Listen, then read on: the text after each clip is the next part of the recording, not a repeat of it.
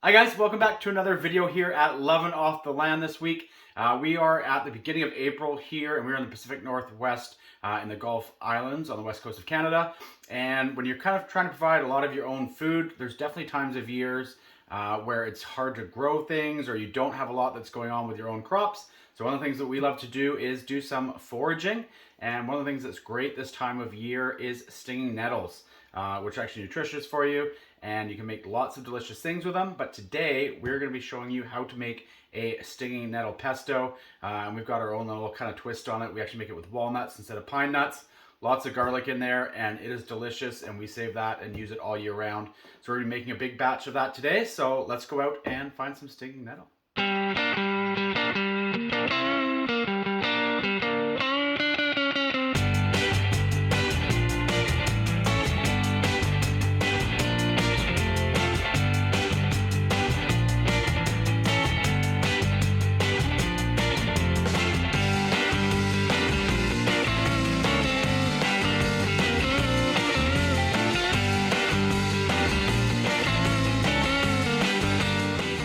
All right, so we are back, and look at all this free food we've got. We love foraging for food. Maybe it sounds cheap, but we don't water these, we don't grow them, we don't seed them. We show up and pick them, and we turn this into delicious food. So obviously you can see the gloves. These are still stingable. I don't know if that's the right word for it, but do still have their sting to them, and they're gonna have that until we blanch them in some hot water. So the first step we're gonna do is to separate the leaves from the stems, because we don't wanna include the stems in here, and then we're going to blanch these in some hot water as the first step.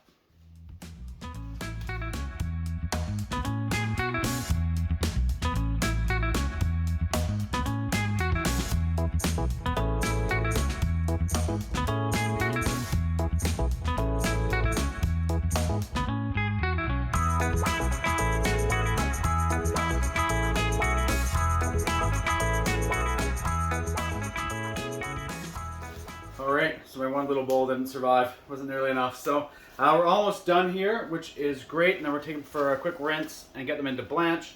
One of the other reasons that we really love foraging food, I know we always talk about this if you follow along with us, but just how important soil is on your property and how important it is to kind of have an excess of nutrients that are going into your soil. If you're just growing things every year and not adding back to your soil for things that are coming off your property, then you're running at a nutrient deficit every year that you don't bring in outside things. And rather than buy dirt, we love that. Obviously this is a minuscule one tiny part of it, but this is all outside stuff that's going to be going into our compost, which will end up back in our soil to kind of help balance things out. Over the years we're taking out so much nutrients every year from growing the food that we eat. So this is our last stinging nettle here. We're going to take these over to the sink, like I said, give them a quick wash, and then we're going to blanch them. And these are going to kind of be like spinach. You'll see they're going to come down to what seems like nothing from 3 of these bowls. And we'll get it blanched, and then we'll show you the next step in making our pesto.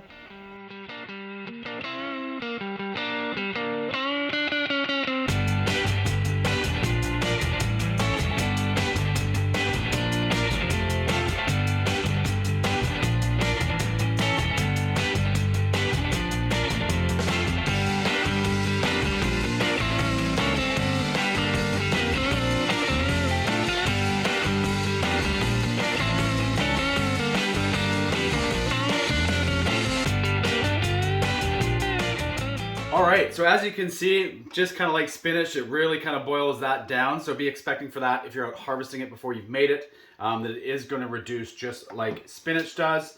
Also, like I said, we're always kind of thinking about the big picture with compost or whatever we're doing. Save your water. Nettle tea is actually really, really good. You can add other flavors into it or just drink it like that at night. We've got a whole pot, so we'll be saving that to drink over the next couple of weeks.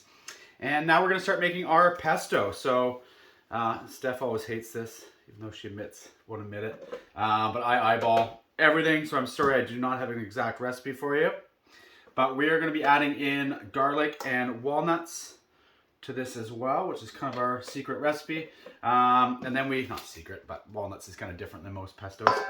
And then we're going to be adding in olive oil just until we get that right consistency. So we're going to be kind of pouring that into the top there. We like it really garlicky, so depending on how much you like it too. That's another reason I don't measure it. I think it all depends on your taste and kind of what you want. So, walnuts, like I mentioned. We're going to do it in 2 goes here, so we'll kind of do half of those. Some of our home harvested sea salt.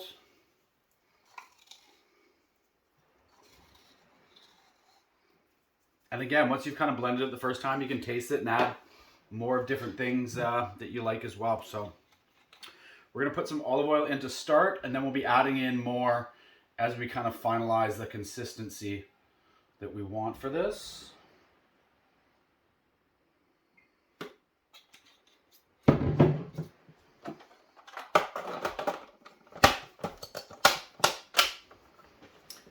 And off we go.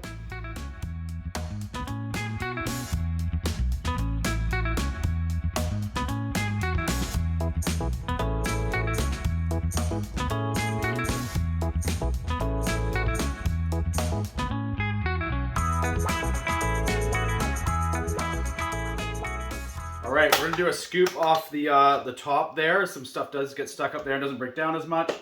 And also do a little sample taste test. Oh, that smells so good. So again, we're probably gonna add a little bit more olive oil to this. I generally like a thicker pesto, which is how we like it. But that's good. We're gonna add a little bit more olive oil.